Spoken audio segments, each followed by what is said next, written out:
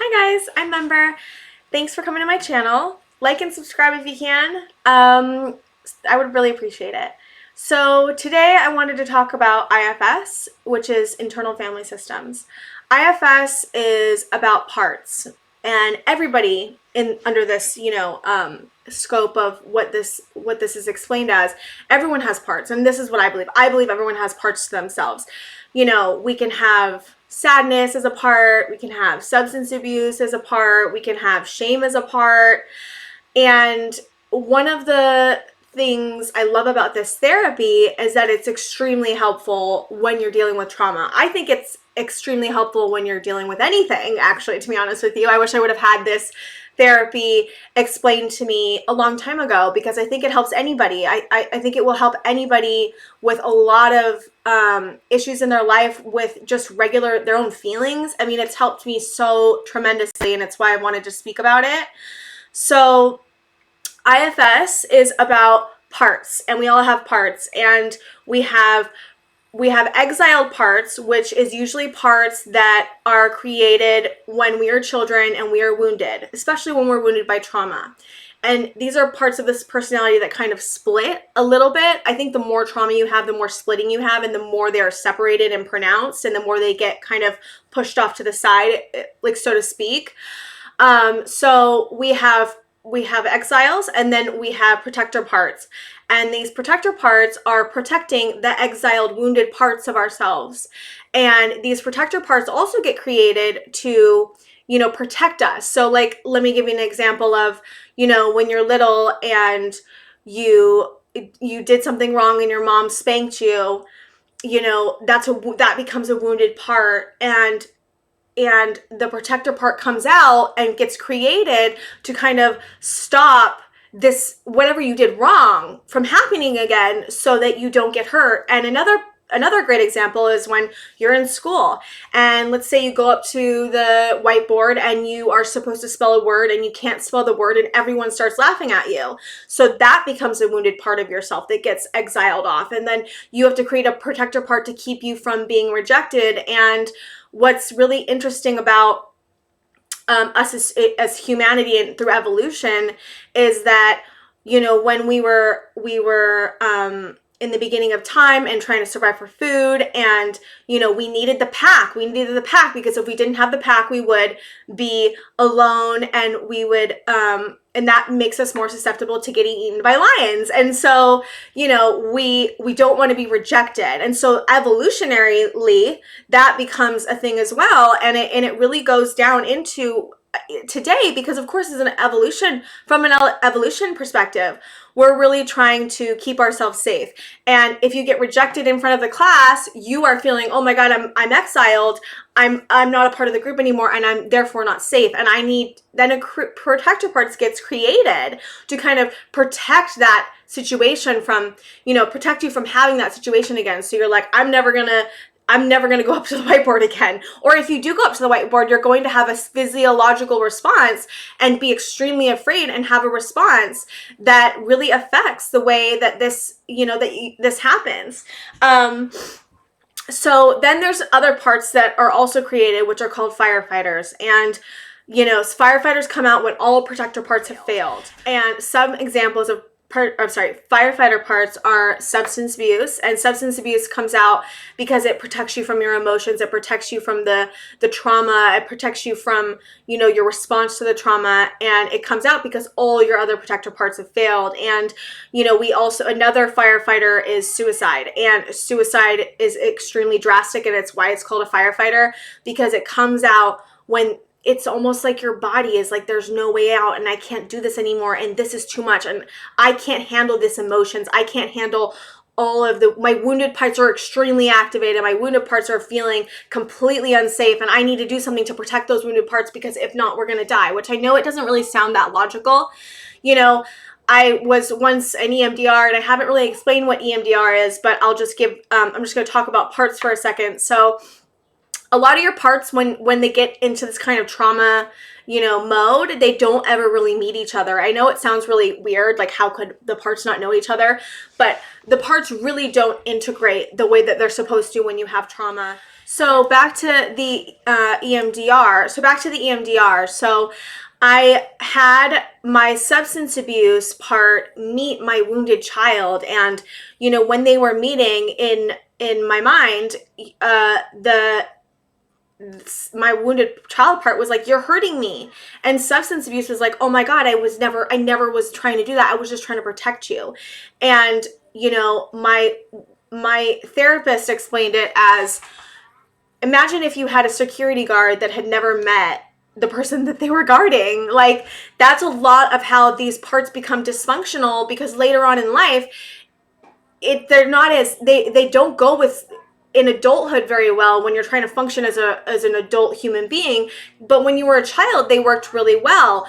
Zoning out as opposed to substance abuse probably would have been, they're similar, right? They may coincide, of zoning out.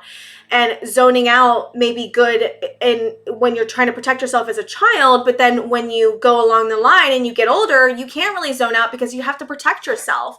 And so it just becomes really maladaptive. And the way to start healing all these parts is by getting to know them. And when I first started doing this type of therapy, I wrote down a lot of the lists of what I thought my parts would be, and I talked to them one by one. And what you do is you say, hey, I'll just use an example of people pleasing. Hey, people pleasing, I would like to know like who you are, what age you are, why you're there. And then if you have other parts that don't like you talking to people pleasing, then you ask, hey, can I please have some time with people pleasing? And then that's when you can kind of feel your own self, talk to that part. A lot of times, a lot of my parts don't like shame. Shame is not a fun part. It's not fun, but it's needed. And so when I tried to talk to shame for the first time, I had these other parts that came up that were like, I don't want to talk to shame. Let's not talk to, I don't like shame, And when I asked them to step aside, I knew how I felt about shame. And usually the self, the real total self that is your original self when you're younger, that the part of you that never really truly gets changed, is always very compassionate, usually towards these parts. And if you're feeling a resistance, that's a part too. That can be a part as well. Resistance can be a part. And you get to know the part, and what you can do is you can ask the part if they're ready to show you what they're guarding, what they're trying to keep safe.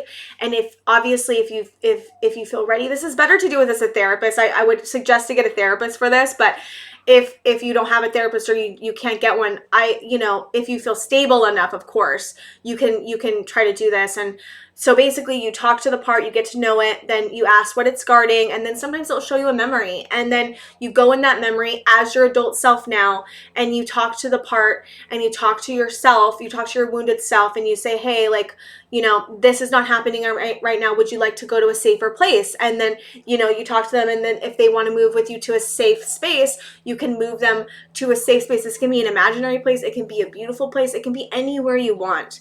And then you can ask them if they're ready to unleash all the trauma and all the wounding. And so if they're ready to release all the trauma, then you can have them do that. Sometimes you can have them like brush it off like water. There's a lot of things. You can do anything, which is great. It's like, I found one of the most healing things for me has been my imagination. And when you use your imagination to heal, anything is possible. And I've really found that your imagination and reality, they're not that different in like when it comes to healing. If your imagination is healing, you're healing. And that is the most way you're going to find healing, in my opinion. Your imagination is gold. It's literally one of the best things that we have as humans. And I think that we're taught as humans to ignore our imagination. It doesn't get us anywhere, or it's not great, or it doesn't do this. And so basically,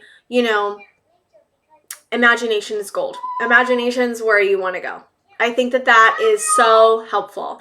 And so basically, once you use your imagination to help heal and help this come off, the part to unleash its trauma, you can help it grow, and it will usually grow up, and then it will become an adult. And I've done this many times, and I've felt extreme relief when I've done it.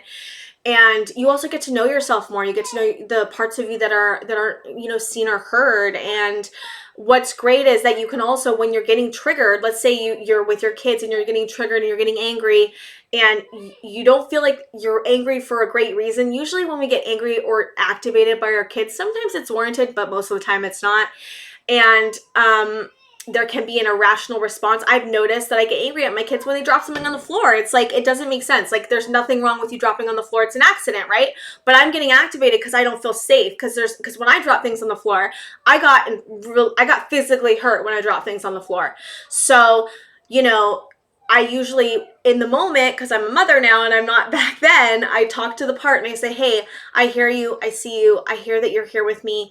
Thank you for trying to protect me, but I don't need your protection. I can handle this. And all the time, and every single time I've done that, it always goes away. It just, you can feel it leave, you know? And you can do this with shame. A lot of times I'll have some of the stuff I've done in my past come up in my mind, like all of a sudden, you know, and I'll have that feeling of shame in my stomach, and I'll be like, hey, shame, thank you for being here, but I really don't need your protection right now, but I appreciate you for doing it, and I see you and I hear you, and I understand that you're here. And doing that always dissipates the part. Anytime that you can meet your parts with compassion and empathy, anytime you can do that, that is basically where all the healing happens. Anytime that you can come and say, I love every single part of myself, and no parts are exiled, no parts are we're not going to get rid of any parts. We can't get rid of any parts. The more we try to get rid of the parts, the louder they get. You know, the more we try to resist the feeling, the louder it gets. So it's taking a different approach to your feelings and your emotions, and it's breaking it up in a way that's extremely helpful. And if you guys have time, I would go and watch Richard Schwartz on YouTube. He explains that so much better than me. He's amazing. He just knows this stuff inside and out, and he's a therapist, and he's just so great. There's a great video about him and someone else doing parts work. But I hope you enjoyed my video. I hope that it helps. I hope that, you know, you come to understanding of, maybe about yourself a little bit more. That's my goal in here, is to try to help you understand yourself more. And yeah, like and subscribe if you can, and thanks for watching.